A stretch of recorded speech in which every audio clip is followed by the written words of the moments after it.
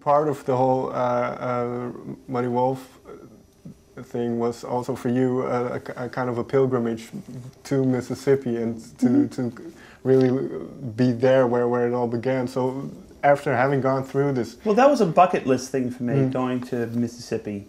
I share a birthday with Robert Johnson. Right. I share a birthday with Robert Johnson, and I believe it's not Richard Nixon, but I want to say Dwight Eisenhower, one of the American presidents. Very strange combination, but I was born on Robert Johnson's. If he had lived, it would have been 66 years old when I was born.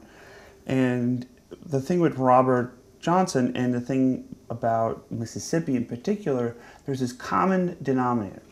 Mississippi, the crossroads, these terms and all this blues folklore comes from a very, very small place in the world.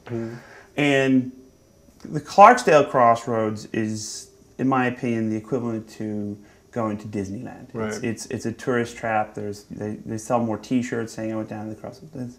That's not the crossroads.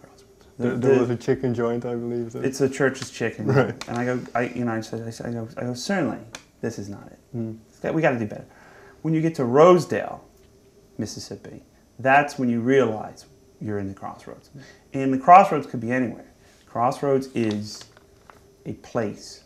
It's a place where these people like Howlin' Wolf, Muddy Waters, B.B. King, Son House, Charlie Patton, Robert Johnson.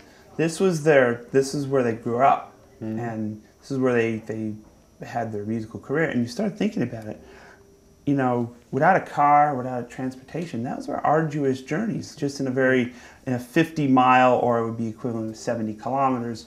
That's a lot of life being led, and that's a lot of legendary music coming from a very small place in the world. So it was a great experience for me to go down there and do it. It was a great experience for me to take Kevin and drive this old car around the crossroads.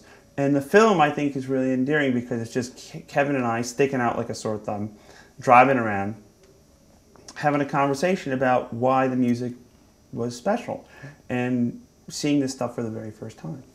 Has it changed your appreciation of the blues in a sense? I've always had great reverence for the blues. It changed my perspective on the circuit that was down there, because, you know, these gigs were held in juke joints, and, you know, during the Prohibition era, where there was no alcohol, but there was, you know, you get the White Lightning, you get the, you know, the corn whiskey. I mean, you know, people ultimately find a way to fuck themselves up. You know, it's like it's in human nature. You know, we're in one of the epicenters of people. It's a tourist. People come here to fuck themselves up here in Amsterdam. I, for one, think it's one of the greatest cultural cities in all of Europe. But to American college kids, this is the place where you eat space cakes and visit the red light district. But ultimately what I gained an appreciation for was how hard life was, especially in the 20s, because life is not much easier there now, even with all the modern conveniences.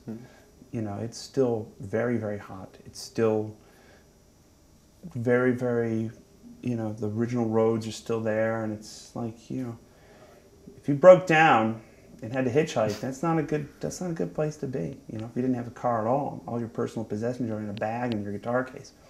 It's a tough life, hopping trains and you know, not knowing where you're going. So it's a journeyman's life, and it was a journeyman. It was a real eye-opening experience for me.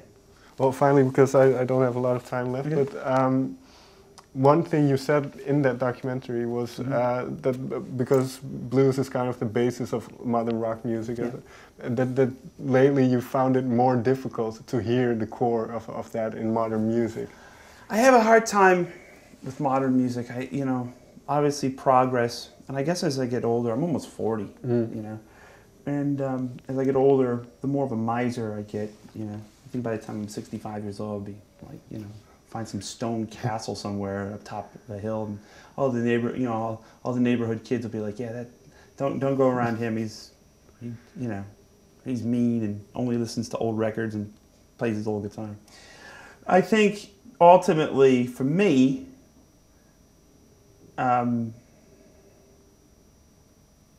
the modern music that's being made marginalizes the human spirit and the human element of why I love it so much now.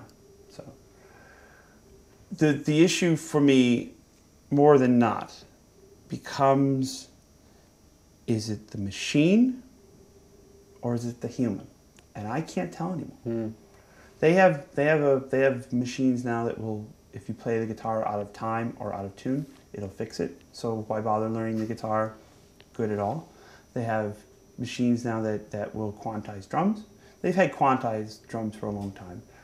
They have auto-tune for vocals. So basically, if you're a model or have a show on the Disney Channel, and want to make a record, all you have to do is they hire a professional singer, they lay down a guide vocal, you go screech over without training or experience, they tune it all up, they put it out, you then lip sync the show using the same technology to tune your vocal, if you even attempt to sing at all, dance around, put a lot of flashing lights and a few pyro moves and a bunch of background dancers, and now all of a sudden you're a recording artist. Right.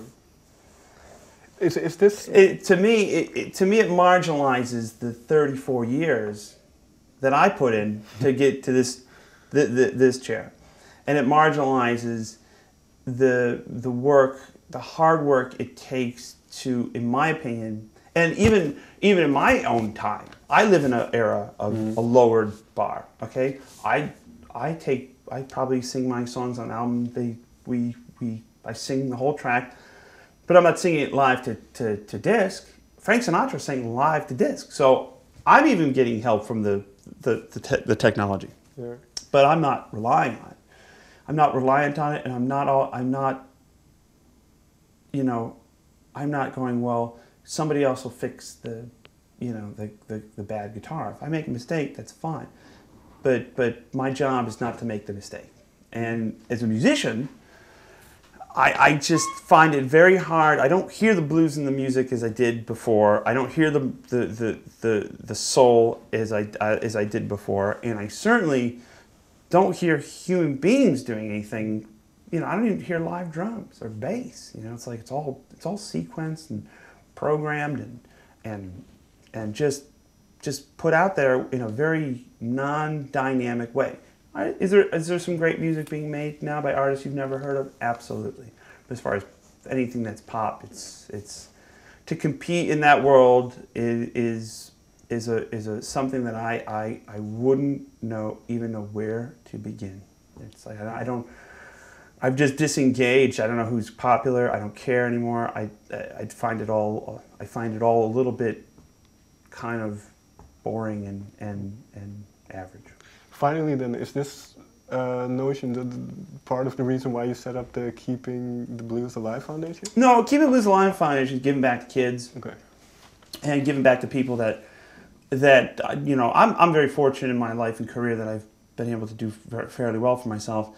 And you gotta, to me, music in schools, music and kids playing instruments. I have a huge vested interest in seeing that, because you want more people involved in the blues scene. You want more people involved in playing real instruments. It doesn't matter what kind of music they're playing.